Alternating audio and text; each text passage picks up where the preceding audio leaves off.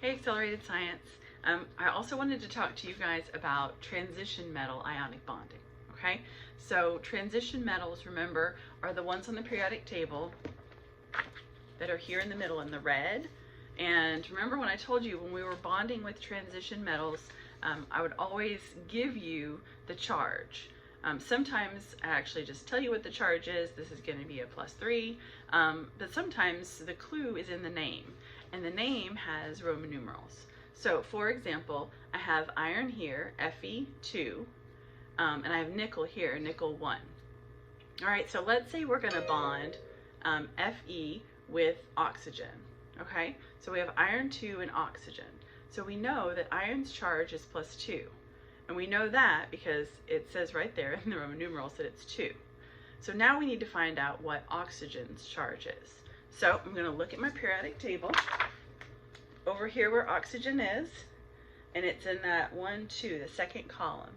So oxygen is going to have a -2 charge. So if my iron has a +2 charge and my oxygen has a -2 charge, when I bond those together, it's just going to be iron oxide, FeO. All right? So here we go. Iron +2, oxygen -2.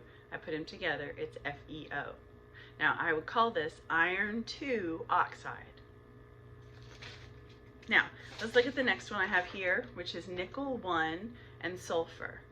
All right, so nickel has a +1 charge, and I know that because it's right here and I told you. All right, so now we need to figure out what sulfur's charge would be. So we go to our periodic table, and I see sulfur right over here. It's right under oxygen, so it's going to be a -2 charge as well. So I have nickel with its +1 charge and sulfur with its -2 charge. When I write that formula, I need 2 of these nickels in order to make the total charge 0. So this -2 here needs 2 positives in order to make it 0. And I would write this as nickel 1 sulfide. All right?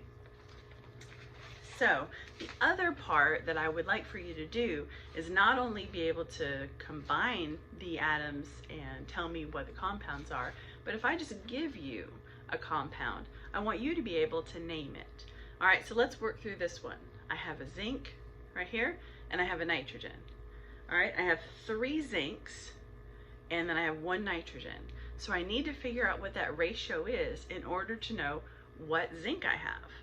All right, so let's look at the charges. We don't know what zinc is, so let's rely on this nitrogen. So if I go to the periodic table and I look up nitrogen, here it is right here. So I am at -1, -2, -3. So nitrogen has a -3 charge. All right, so how many zincs do I have? 3.